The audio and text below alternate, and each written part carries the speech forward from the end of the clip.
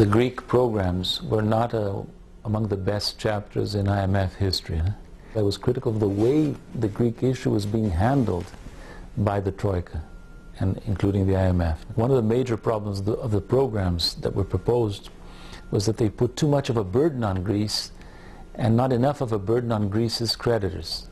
So, for example, the first program in 2010 was presented as a bailout of Greece, but in reality it was more a bailout of the private creditors of Greece.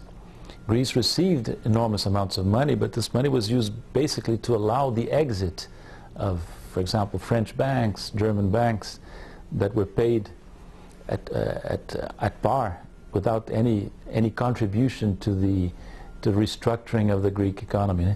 And I thought the programs that were proposed for Greece and approved for Greece were much too one-sided.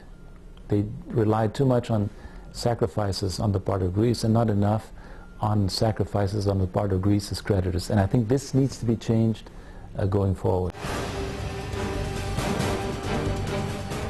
In my opinion, the debt is way too large, and a solution to the Greek crisis should include a restructuring of the Greek debt with its European official creditors.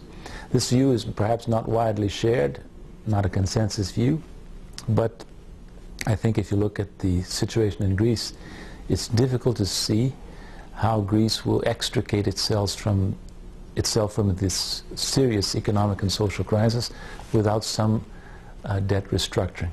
When I refer to debt restructuring, I'm thinking mainly of the largest part of the debt of Greece now, which is the large debt accumulated vis-à-vis its European partners. If I can give an opinion, I think the Greek government should respect the IMF's preferred creditor status. Any restructuring of debt should affect other creditors that do not have this preferred creditor status, not recommend that Greece attempt to restructure its debt with the IMF.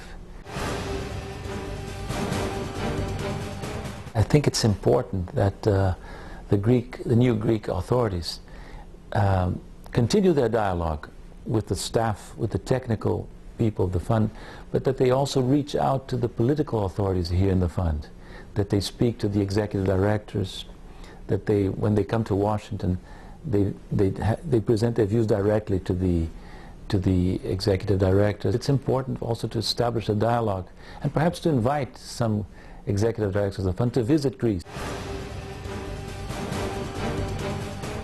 The Troika, or the institutions as they are now called, should respect the sovereignty of the Greek nation. The IMF, the European partners, cannot behave as though the elections did not happen.